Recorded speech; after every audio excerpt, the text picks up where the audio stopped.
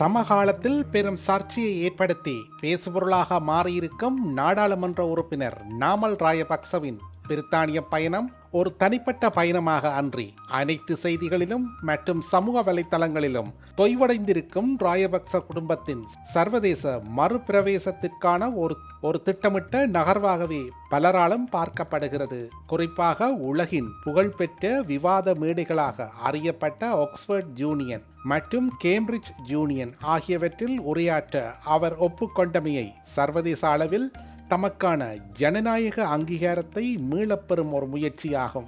இந்த நகர்வுகள் புலம்பெயர் தமிழ் சமூக கட்டமைப்புகளில் பெரும் அதிர்வை ஏற்படுத்தியுள்ளன.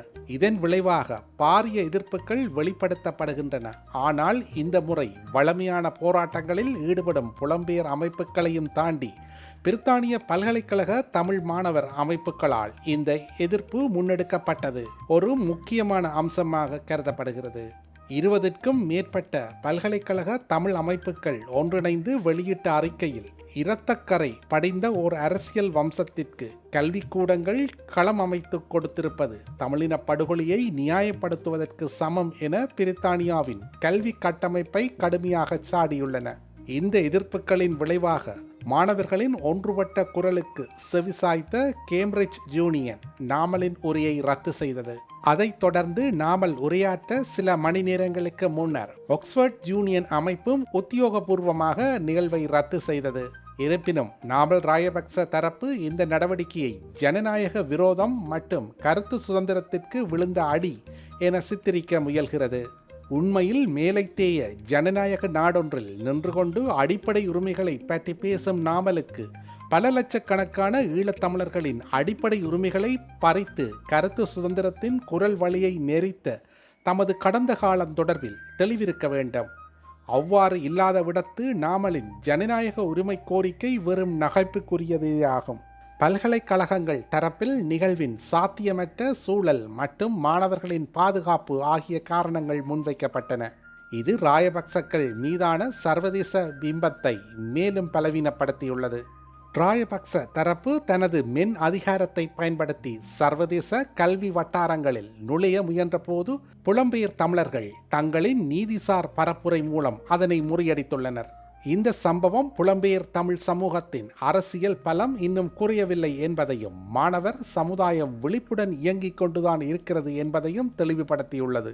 அதே நேரம் ராயபக்ச தரப்பு அவமானகரமானதாக கருதும் இந்த தோல்வி இலங்கையின் உள்நாட்டு அரசியலிலும் அவர்களுக்கு ஒரு பின்னடைவாக அமையலாம்.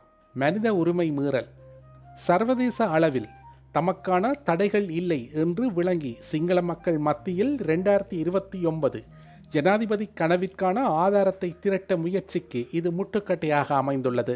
மேலும் இந்த சம்பவம் பிரித்தானிய நாடாளுமன்றத்திலும் பேசுபொருளாக மாறியுள்ளது. இதனால் மனித உரிமை மீறல் மற்றும் ஊழல் குற்றச்சாட்டுகளுக்கு உள்ளானவர்களுக்கு மக்னிட்ஸ்கி சட்டத்தின் கீழ் பயணத்தடைகள் விதிக்கப்பட வேண்டும் என்ற கோரிக்கை வலுப்பெறலாம்.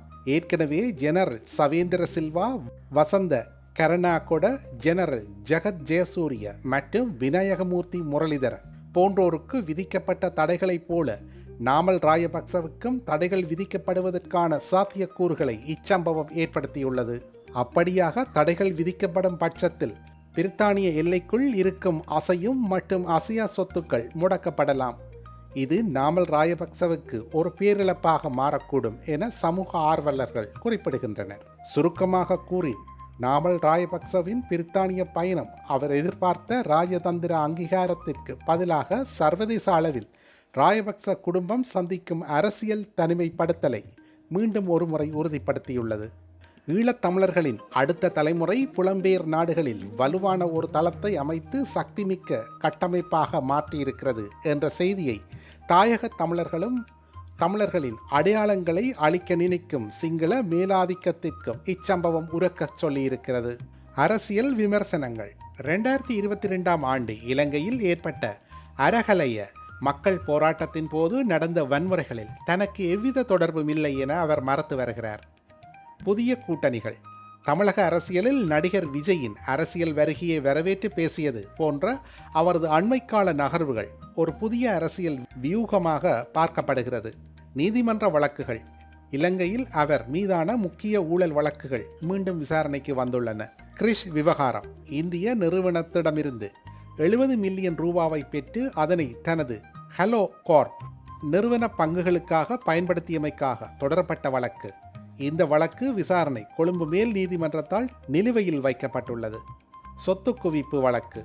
வருமானத்திற்கு அதிகமாக 30 மில்லியன் ரூபாய் மதிப்பிலான சொத்துக்களை சேர்த்ததாக கூறப்படும் வழக்கில் போதிய சாட்சியங்கள் இல்லாததால் கடந்த காலங்களில் அவர் விடுவிக்கப்பட்டிருந்தாலும் தற்போதைய அரசியல் சூழலில் இவை மீண்டும் விமர்சனத்திற்கு உள்ளாக்கப்படுகின்றன. அரசியல் நிலைப்பாடு. சமீபத்தில் நேர்காணலில் ராயபக்ச குடும்பத்தின் மீதான திருட்டு மற்றும் பொருளாதார அழிவு குற்றச்சாட்டுக்களை அவர் மறுத்து வருகிறார். குறிப்பாக தனது தந்தையின் ஆட்சி காலத்தில் நடந்ததாக கூறப்படும் மனித உரிமை மீறல்கள் குறித்து சர்வதேச ஊடகங்களில் அவர் அளிக்கும் பதில்கள் பெரும் விவாதத்தை ஏற்படுத்தியுள்ளன.